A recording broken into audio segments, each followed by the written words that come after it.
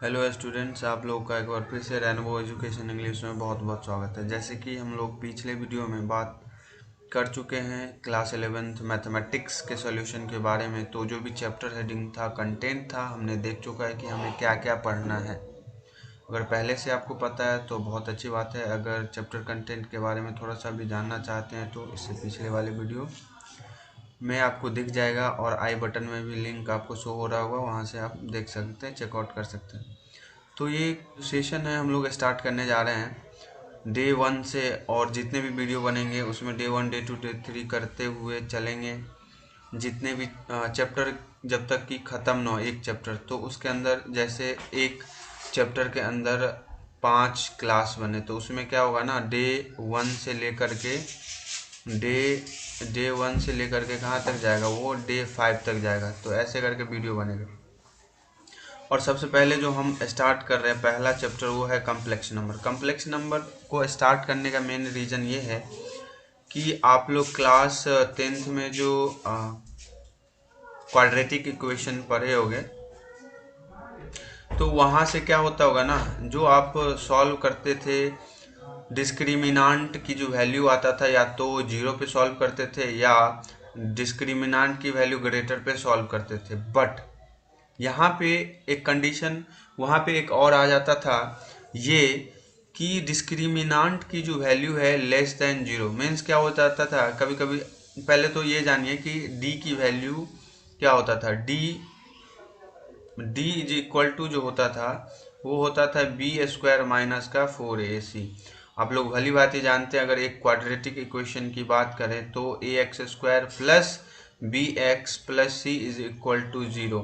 अब इसमें ए कौन है, बी कौन है, अगर रिप्रेजेंटेशन देखा जाए तो ये हो एक्चुअली ये जो बी स्क्वायर माइनस 4ac है, तो हम डिस्क्रिमिनांट जब भी निकालते थे, इसका जो रूट होते थे, क्या होता था, रूट होता था। तो रूट क्या होता था आप लोग जानते हैं, X is equal to minus का B plus minus root under D A by 2a। ये फार्मूला आप लोगों को सभी को पता होगा।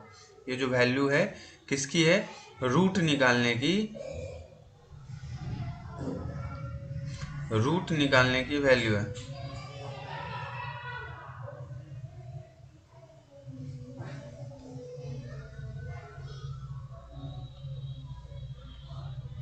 क्या है, रूट निकालने की वैल्यू है।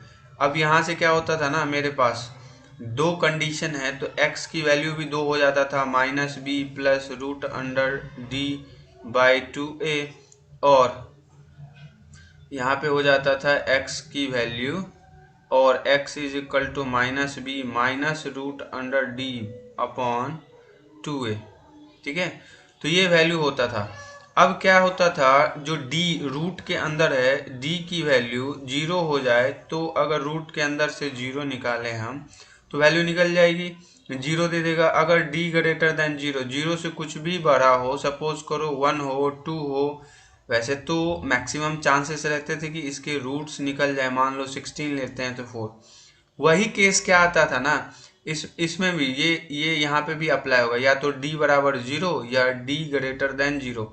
बट एक कंडीशन यहाँ पे ये आ गया कि अगर d लेस देन 0 है, मीन्स कहने का मतलब ये है कि रूट के अंदर माइनस का समथिंग आ जाए, माइनस का हम बोल दें कि 4 का क्या होगा, तो आप लोग कुछ और बताओगे, 2 बताओगे या -2। अब तक नहीं पता था तो कोई बात नहीं, बट अगर ऐसे ये जो आप बताओगे ये गलत हो जाएगा। इसी चीज़ को एडवांस फॉर्म में बढ़ाते हुए हम लोगों ने निकाला कम्प्लेक्स नंबर को। तो कम्प्लेक्स नंबर को जनरली समझने के लिए क्या होता है, कम्प्लेक्स नंबर होता क्या है, सबसे पहले हम ये समझेंगे कम्प्लेक्स नंबर को।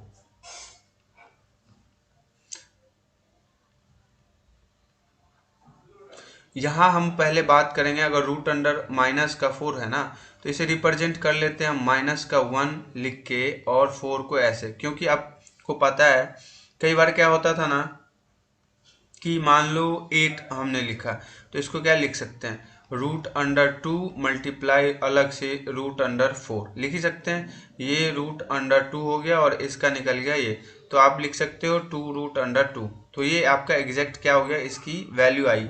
या आप इसको डायरेक्ट सॉल्व करोगे तो इसको क्या लिख सकते हो, 2 इंटू 2 इंटू 2। ठीक है, तो ये हो जाएगा √2 के पावर 3। अब देखो ये 2 के बदले क्या 1 2 और ये अंदर में दोनों की दोनों वैल्यू क्या ये सेम आई है या नहीं आई।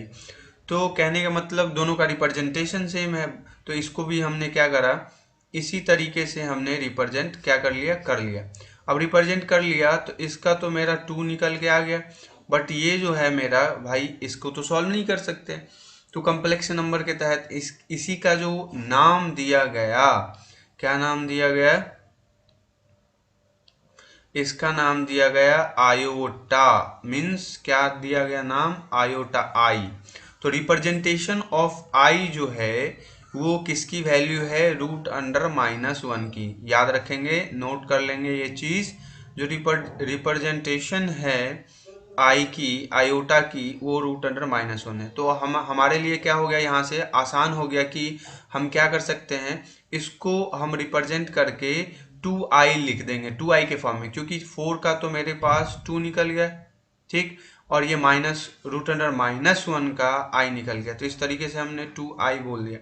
हालांकि आपके बुक में रिप्रेजेंट किया गया है कि x², ये भी क्वाड्रेटिक इक्वेशन है, नो डाउट, ठीक है, x² + 1 = 0, और इसको हम सॉल्व करेंगे तो x² = -1, और ये जाएगा इस साइड, x की वैल्यू क्या आ जाएगा, √(-1), और इसी को रिप्रेजेंट करा गया i, ठीक है। तो जो i की वैल्यू है √(-1) की रिप्रेजेंटेशन से आ गया। तो हम बात कर रहे थे, थोड़ा सा पीछे जाएंगे बैक, और कम्प्लेक्स नंबर की। सबसे पहले हम तो निकल के कैसे आया और कैसे यूज करते हैं इसके बारे में हमने जाना, और ये जो कम्प्लेक्स नंबर है ना, थोड़ा सा जान लेते हैं इसको। आइए, तो सबसे पहले मुझे आयोटा समझना था, है ना। इसको हम क्या बोलते हैं, आयोटा। आई को क्या बोलते हैं, आई स्टैंड्स फॉर आयोटा, है ना, आयोटा बोलते हैं। तो ये जो कम्प्लेक्स नंबर है भाई, नाम से ही क्लियर है, कम्प्लेक्स मीन्स क्या होगा ना, जटिल होगा। आप लोग क्लास 10th में पढ़े होंगे रियल नंबर। तो इसमें क्या हो गया ना, real number plus imaginary number मिलके एक क्या फॉर्मेट तैयार करेगा, एक कॉम्प्लेक्स नंबर को तैयार करेगा। मीन्स इसमें क्या होगा, रियल नंबर भी होंगे और इमेजिनरी नंबर भी होंगे। तो रियल नंबर किसको बोलते हैं, जो पूरा एक कंप्लीट डिजिट या नंबर को रिप्रेजेंट करे। या हम सपोज करें, यहाँ पे हम ले लेते हैं, हाँ, कम्प्लेक्स नंबर को जनरली जो डिनोट किया जाता है वो जेड से डिनोट किया जाता है।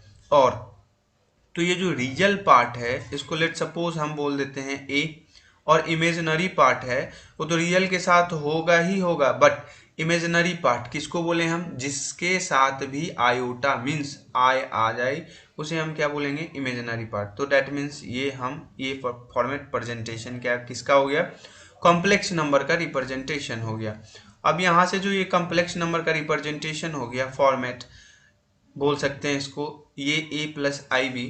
अब हमने कम्प्लेक्स नंबर को किससे डिनोट करा था भाई, z से। तो मीन्स z = आपके पास एक फॉर्मेट निकल के आ गया कि z जो कॉम्प्लेक्स नंबर है वो a + आपके पास फॉर्मेट ib का फॉर्मेट आ चुका है। तो ये आप कॉम्प्लेक्स नंबर का फॉर्मेट आया। हालांकि और सारे बुक में z कॉम्प्लेक्स नंबर का ही फॉर्मेट है, x + iy के फॉर्मेट में लिखता है। तो ये क्या है ना कि दोनों का दोनों सेम है, हमें तो रिप्रेजेंटेशन से मतलब है। अगर मान लो मेरा मन करे, मैं अगर बुक लिखूं तो मैं बोल दूं z = p + iq, जहाँ पे p क्या है, p जो है वो रियल है और q जो है इमेजिनरी पार्ट है। तो ये रियल पार्ट हो गया और ये इमेजिनरी पार्ट हो गया। इसी तरह से यहाँ पे जो a है वो रियल पार्ट है, और bi मीन्स i के साथ जो b है वो है इमेजिनरी पार्ट। ठीक है, समझ में आया। इसी तरह से x जो है वो रियल पार्ट है और iy जो है वो इमेजिनरी पार्ट है। ठीक है, तो real part is included with किसके साथ भाई, तो वो इंक्लूड है इमेजिनरी के पार्ट से। तो ये कॉम्प्लेक्स नंबर का रिप्रेजेंटेशन कर रहा है। और इसको सॉल्व कैसे करते हैं देखते हैं हम लोग। तो ये तो हम लोगों का क्या आ गया, एक रिप्रेजेंटेशन। हालांकि एनसीईआरटी बुक में आप लोगों के पास ये x + iy के फॉर्मेट कुछ भी रहे, बट ये लिखा गया है ये z is equal to i plus i y. तो हम कोई सा भी फॉर्मेट लेके चलेंगे, फॉर्मेट से कोई मतलब नहीं है। आप लोगों को तो डिजिट यहाँ पे यूज होगा, वो डिजिट ये यूज होगा। मान लो z इज इक्वल टू हमने दे दिया 2 + 5i, मान लो z इज इक्वल टू दे दिया 7 - 6i, z is equal to 3 + 11i। तो ये सारा का सारा किसका रिप्रेजेंटेशन है? ये रिप्रेजेंटेशन है आपका कॉम्प्लेक्स नंबर का रिप्रेजेंटेशन है ना।